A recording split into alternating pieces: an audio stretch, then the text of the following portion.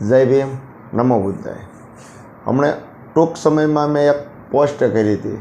એ કયો જિલ્લો એવો છે જે આંબેડકર વિચારધારાને માનવાવાળો છે અને આપણને અંદરોઅંદરની લડાઈઓનું મનોરંજન પૂરું પાડે છે?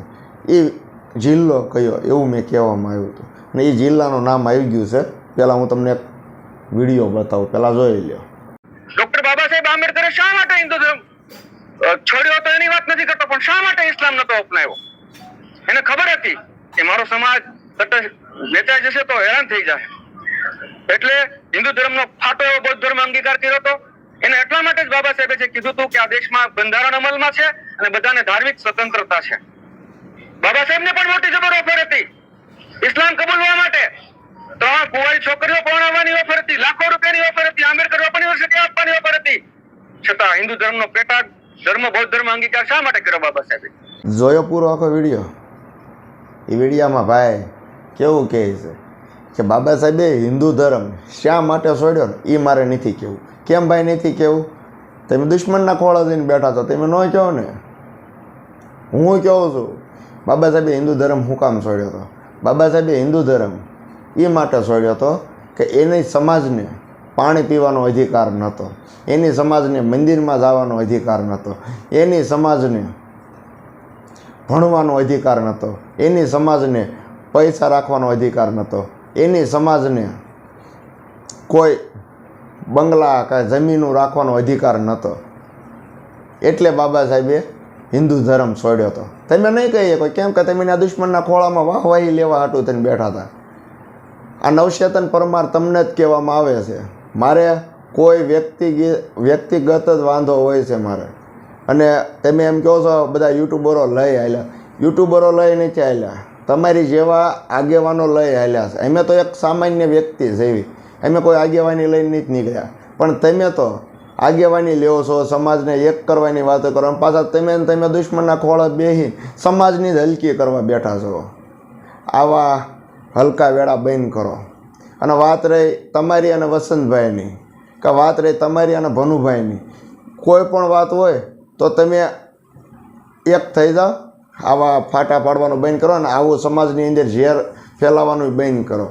અને તમારે એટલી બધી દુશ્મની હતી તો તમે ક્યારેક, હમણાં થોડાક દી પહેલાંનું મેં ભાષણ સાંભળ્યું, તમે પાછા ભનુભાઈની વાહવાહી કરતા હતા, વસંતભાઈની વાહવાહી કરતા હતા, અને પાછા અત્યારમાં તમારા જરાક ગંધાય એટલે તમે પાછા સમાજને સંભળાવો અમે આમ કર્યું ને ઓલાએ આમ કર્યું, ઓલો આમ ખોલે ને તેમ ખોલે. એટલે તમે આ બધી રહેવા દો. સમાજને ખબર જ છે કોણ ક્યાં કેવું કરે છે, શું કરે, બધી ખબર છે. આ નવચેતનભાઈ તમને કહું છું, તમે સમાજને ગુમરાહ કરો છો. આ કાલનો વિડીયો જોયા પછી મને એવું લાગે છે કે તમે સમાજને ગુમરાહ કરો છો. આની પહેલાંના મેં તમારા 2 વિડીયો જોયા હતા.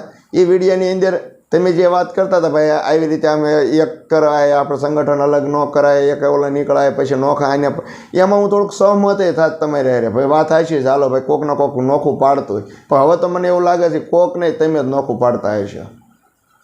નકર તમે તમારા વિડીયો જોઈ લેજો, મારી લાયક હશે. તમે જે આની પહેલાંનો જે 14 એપ્રિલ પહેલાંનો 13 તારીખનો જે વિડીયો રહ્યો ને એમાં મારી લાયક હશે. તમે જે વાત કરો છો ને દળ એક થવાનું તો નોખું કોઈને પડે, એમાં મારી લાયક હશે. પણ નવચેતનભાઈ, આ તમારો ઓડિયો સાંભળ્યા પછી મને બહુ દુઃખ થયું કે તમે બાબા સાહેબની હલકી કરવા બેઠા. કારણ કે તમે એમ કહો છો બાબા સાહેબે ઇસ્લામ ધર્મ કેમ ન અપનાવ્યો. બાબા સાહેબે ઇસ્લામ ધર્મ ન અપનાવ્યો એનું કારણ એક છે કે તમે જે એમાં ફાંકા ફોજદારી કરી ને કે બાબા સાહેબ ઇસ્લામ ધર્મમાં જવા હાટું થઈને ઇસ્લામ ધર્મ કુંવારી છોડ્યું તઈને આપતો, એવું ક્યાંય લેખિત હોય તો મને કહેજો, અમને જણાવજો કે એવું લેખિત ક્યાંય હોય તો. કેમ કે એમ એવું ક્યાંય વાંચવામાં આવ્યું જ નથી કે બાબા સાહેબને મોમડિયન લોકો કે એને 3 દીકરીઓ આપતા હોય કુંવારી પાસે. તમે પાછા એવા શબ્દ કાઢો છો. હલકીના થાવમાં હલકીના તમે હાથે કરીને સમાજને ગુમરાહ કરો છો. અને તમારે એના ખોળા બેસી જવું હોય તો બેસી જાઓ, એનો અમને કાંઈ વાંધો નથી, પણ સમાજને હલકી કરવાનું બંધ કરો. અને તમારે જેને જે વાંધો હોય એ તમે લડો, સમાજને ન વશમાં લાવો. જ્યારે હોય ત્યારે તમે સમાજના વશમાં લાવો. તમે આની પહેલાં મેં એક પોસ્ટ લખી હતી ઘણા સમય પહેલાં, એટલે અઠવાડિયા પહેલાં, અને એમાં મેં એવું કીધું હતું કે એક જિલ્લો એવો છે કે આંબેડકર વિચારધારાને ફોલો કરવાવાળો છે અને પ્લસ આપણને મનોરંજન પૂરું પાડે છે અંદરો અંદર બાંધીને. અને એ જિલ્લાનું નામ તમને કહી દો ને તો આ અમરેલી, અને એમાં ત્યાં જો પહેલું નામ હવે આવતું હોય ને તો તમે પહોંચ્યા નવચેતન પરમાર.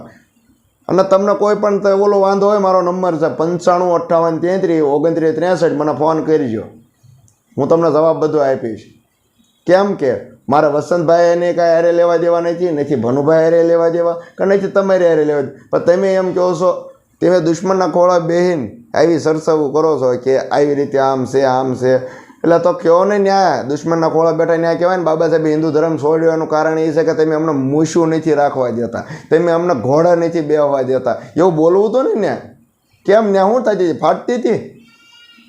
શરમ આવી જાય, શરમ નાકાન વિનાના છો તમે, તો હલકીના છો તમે. 5 પૈસા ક્યાંક ભાળીને તમે ખોળામાં બેસી જાઓ છો, શરમ આવી જાય, શરમ. અને તમારે જે મારી ઉપર કરવું ને કરી નાખજો, જાઓ, છૂટ છે. વસંતભાઈને મારે કાંઈ લેવા દેવા નથી, પણ તમે જે કરવું એ કરી નાખજો, છૂટ છે. પણ સમાજને ગુમરાહ ન કરતા. અને આજનો યુવાન જાગી ગયો છે, યુવાનને બધી ખબર પડે છે કોણ ગુમરાહ કરે છે, કોણ દૂર રમાડે છે, બધી ખબર છે. કોઈ દી શબ્દ નથી ગાળ્યું ન બોલ્યો, પણ આજ બોલું છું તમારી જેવા હલકાઓના કારણે. સુધરી જાઓ, નાલાયકના પેટ નાવ, કપાતનના પેટ નાવ.